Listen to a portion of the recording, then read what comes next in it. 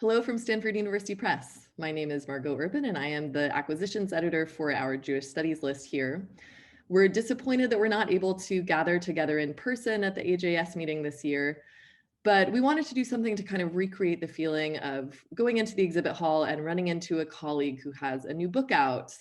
So with that in mind, we've done some brief Q&As with authors who have new books out in our Stanford Studies in Jewish History and Culture series. Many thanks to our series editors, David Biale and Sarah Stein, for conducting these interviews, and of course to all of our authors. I hope you enjoy these excerpts, and please do also check out the press's social media, where we'll be posting these conversations in their entirety. All right, thanks so much for watching, and I hope to see everyone in person next year. Take care and stay safe and healthy.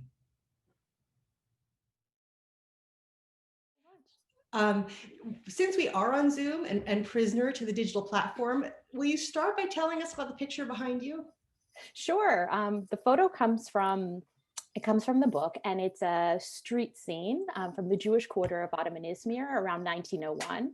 And it really, the mood of the photograph really captures, to me, kind of like the spirit of the book and what it's trying to argue, in that this street scene, this gritty street scene where you have peddlers and shoe shiners and beggars and this convergence of all sort of socioeconomic strata in the community. Like, this is where the action of the book happens. This is where it unfolds. And so that's why I've now made this my preferred Zoom background. Right. Well, I mean, one reason I think the book is so compelling is that you make this argument, and through narrative as well as evidence and more, that we really have to pay closer heed to poverty and to the downtrodden, to the population of beggars, to people who the disabled in the community, and that we've really overlooked something important in Jewish history and modern Jewish history by not giving pride of place to these members of the community. I think so, yeah, and that's what attracted me to look at this community when I began my research, is that, when Izmir surfaces, when it surfaces in the sources from the period, it usually surfaces as a venue of conflict, of taxation battles, of sort of class warfare. And I wanted to know why, why are these issues sort of exploding here? Everybody has a kind of personal intellectual journey that brings them to a theme, and I'm curious to know what yours was. Well, first, I really resonate with what you're saying. I think that there's something about the emotional reality of existing outside of, before, or beyond a mainstream context that Sendak really accomplishes in his work in ways that, as you say, speak to adults. Sometimes even more than to children, but to children as well. Many of us across generations have grown up with Where the Wild Things Are and The Night Kitchen, some of his classics, The Sign of the Rose at the Door. As someone who myself grew up as a sort of unusual child of an immigrant, a grandchild of a Holocaust survivor, who struggled to come into myself also as a queer person in suburban 20th century America myself. This was Sendak's work really spoke to me in my own childhood, led me, I don't want to say Sendak alone led me, but I was led to, pursue visual art. I was an art major in my undergrad experience, went on to study how artists and others grapple with trauma in Jewish contexts, post-Holocaust specifically. And from there, Sendak passed away, as I mentioned, as I was finishing my master's program, looking for a topic for my doctorate program. And his work, I think, is one that really empowers queerness and Jewishness in new ways, but not in the ways that we are familiar with in traditional historiography.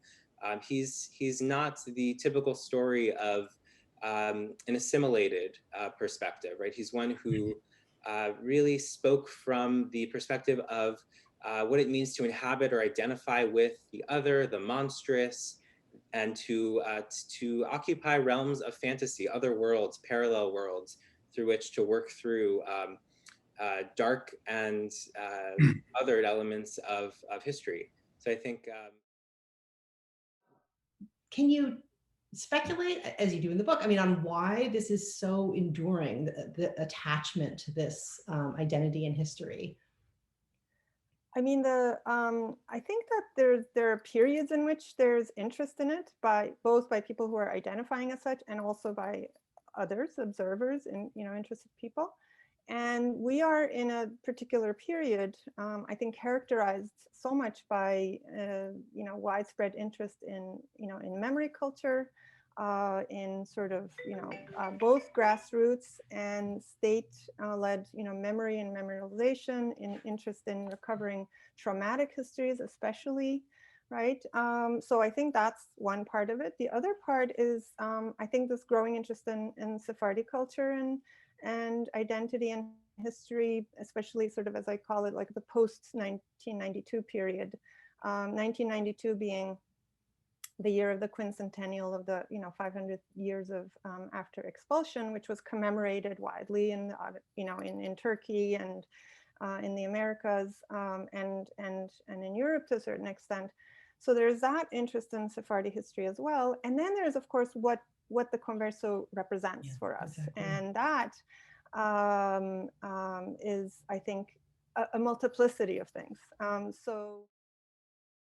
So let me ask you a brief sort of personal question. How did you decide to take on this topic? I became really interested in the writer Irena Muravsky a long time ago. Well, not that long ago, but in the early 2000s when her writing was being discovered, rediscovered. She was an important novelist in the interwar period who had been forgotten. And in the early 2000s, her greatest novel, I think, which was written during the war, was discovered and published in a kind of fantastic story of how it was discovered and became a bestseller. And then I got interested in reading her interwar writing, which had very poignant and painful depictions of rejection in France. And so I began to seek out what other Jewish writers were writing about in this time. And I began to see how many texts were being written or rewritten in some cases under the occupation by Jewish writers, and texts that really do engage with the questions of Jewishness, language, Frenchness during the war. And so in writing Occupation, I try to uncover the voices of these writers, some of whom have been forgotten today, to show that. Let me ask you very briefly, why did you decide to, or how did you come to do this study? Well, precisely through this angle that you just mentioned. Growing up in Israel, I was interested in how German encapsulates for many Israelis basically it is the language of the murderers. It's associated with Nazism. Its sound is brutal, is aggressive. I mean, the echoes are always mentioned or noted. It's part of how Israelis, but also more broadly, I mean, Jews and also non-Jews think of German in light of how it's been instrumentalized during the Nazi period. So I was drawn to understand how early attempts to understand the so-called brutality of German were formulated by survivors and non-survivors in the 50s and 60s. And I was struck by how long the trajectory that they describe of why German is a dangerous or a language that is antithetical to Jewishness. And in a sense, the longer trajectories of German as a dangerous language, as a language that must be separated from the Jewish national realm, that's actually a longer history that again goes back to the divisions and tensions of Jewish life over the question of emancipation, of secularization, of Zionism, that was to some degree a German-speaking movement until the First World War and even afterwards. So even how we think today of German in light of Nazism and the Holocaust is in a sense only part of the story, and the book tries to show that actually the longer history here is extremely important. So He's such an interesting character in contradictions, it seems to me, himself, and his writing proves to be as well. I mean, one of the things that's so fascinating is how his life is so modestly circumscribed geographically, and yet intellectually, he's so wide-reaching, and his legacy is so wide-reaching. And in that way, it seems almost an astonishingly perfect Livornese Jewish story, Mediterranean Jewish story too. Right. No, so again, he never left Livorno, although he is of Moroccan descent, like many actually, and so that captures the Livornese identity, this kind of Sephardic networks that he was a part of. Also in his work as a publisher that really spans the Middle East.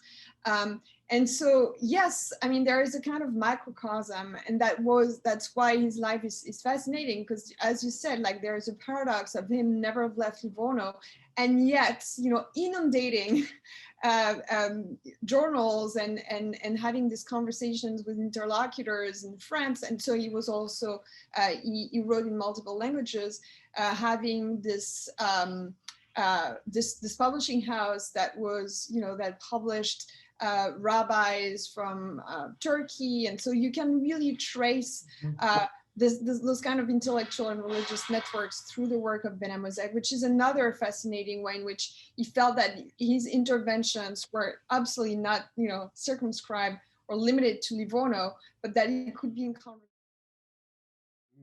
So can you tell us why you chose to write on this topic? I guess maybe it all started when I translated a very short diary of my grandmother in Westerbork transit camp on her way to Theresienstadt, and just for family use, for my parents. And I checked myself not to make her more eloquent, you know, I had to see that I'm not changing things. And it really struck me how translation, I mean, translation scholars have shown this, for a long while, is inherently mediated, how images are always, they have this the potential of being changed. And so I felt that it would be interesting to explore the American Jewish-Israeli relationship through this lens. Well, because it dates from the first time I went to Morocco, just after graduating from college. I didn't really know what I was doing, but I had a grant from Fulbright. For some reason, they gave this grant to me to go look at all sorts of Jewish sites across the country. That eventually focused in on me volunteering at the Moroccan Jewish Heritage Museum in Casablanca, where I met this really remarkable figure by the name of Simon Levy.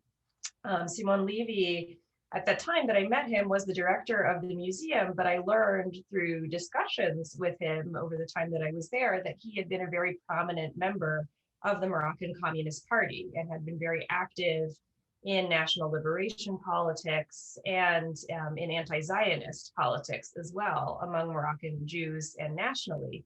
And I started asking myself how exceptional of a character he was. I'd never heard of a story like his before.